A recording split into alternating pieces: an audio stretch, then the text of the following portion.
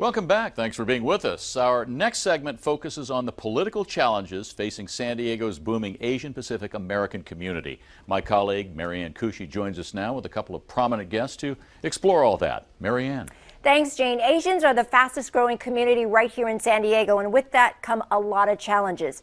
Just to give you a little bit of perspective here, the number of Asians has grown 24% in the city of San Diego alone, 39% in the county, all within a 10-year period from 2000 to 2010. And now the push is on to find ways to overcome hurdles and elect the lawmakers to represent them. In communities like Mira Mesa and Kearny Mesa, you'll find large concentrations of Asian Pacific businesses. The signs on the shopping centers alone point to the various ethnic cultures, from Filipino to Korean to Thai to Chinese, Vietnamese, and Japanese. And when it comes to politics and civic involvement, one of the major barriers, language. Oh, sorry, I can speak English. Are you registered to vote? No. No. Because I don't understand English quite well to understand all the question on there. Also, a lack of understanding for what the political system can do for them. And for many immigrants like Song Kim, who owns this cell phone store, politics is not a priority. So your first concern is making a living? Yeah. And how I survive here with my wife, that's my concern. But those who do think about the Asian Pacific community know there's a need to be heard. Do you think the Asian community in San Diego as a whole has a big enough voice? I don't think so. Not really. I think we need more Asian to be out there to talk about our community and our culture a little bit more. I think Asians are a growing voice in the country. They may not be where they want to be right now, but they're definitely growing. That's why we have asked our guests, two leaders right here in the Asian Pacific community here in San Diego, and they've identified the problems, come up with solutions. So we'll hear about them right now. Mitz Lee, who is the chairman of the board of the Asian Pacific American Coalition, or Apac, and Tim Nguyen, urban entrepreneur who specializes in urban planning and economic development and research analysis. So we have identified the problems, as you first heard, a couple of them at least: language barrier, lack of knowledge, how the system can help them, and politics not being a priority. So let's tackle the first one. Mitz, what about that language barrier? How can we overcome it? Well, at least now we know that the registrars of voters has translated some of the registration forms first time in the Mandarin. The first one is in Filipino, Spanish, and Vietnamese.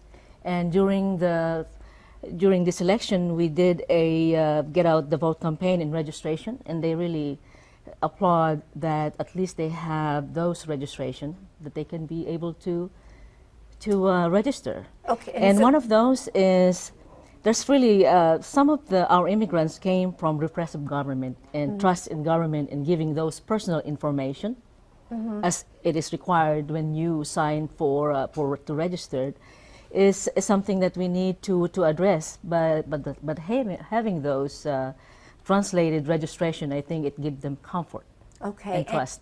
And part of that problem too, Mitz, as you mentioned, are the different ethnicities, the different languages that are right here on the campaign hangers that we put on our doors. So there's Vietnamese, there's Chinese, there's Filipino, Japanese, a huge ethnic community. They obviously don't always speak the same language. How do you bring them all together? Yes, you're absolutely right, Marianne. So San Diego's region has over 300,000 Asian Americans in the metro area of San Diego. And you're right, they're very diverse. And this is because their journeys to America are different. They came here at different times, and they have different language barriers. However, you see, starting to see changes, and especially in the second generation, you see more collaboration. And the reason for that is because of the English language. There's also the cultural bonds, as well as the American values. And they're more acclimated to the American way of life, the generations that are second and third, right? Absolutely. So it's easier to be able to communicate with them? Yes, definitely. And in my work with the Asian community, I'm starting to see three common themes that's facilitating this collaboration. It's civic representation, education, and economics. Okay, and Mitz, you know, the last Asian leader who was very prominent was Tom Hall, but that was back in the 60s. He was on the San Diego City Council. So how can we encourage and educate and teach other Asians to become leaders within this community? Well, I think you really need a lot of role models. I ran citywide in 2004, the first Asian American elected in the Board of Education. That was first. It's never been followed. But I think it's a fear factor for people to just get involved in politics. You know how hard it is. When you see negative campaign, you will be scrutinized.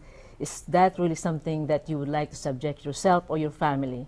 But I think we need to have more of them to come out so that they know that it's something that they need to participate, because I think they will see democracy at work when they consider public office. Okay, and in addition to what Mitz is doing, Tim, you're also working with the community in Kearny Mesa, right? It's described basically as a hodgepodge of businesses, different languages, businesses moving in and out. What's being done there to sort of unify it and to market it out so that there's some sort of progress and look toward the future?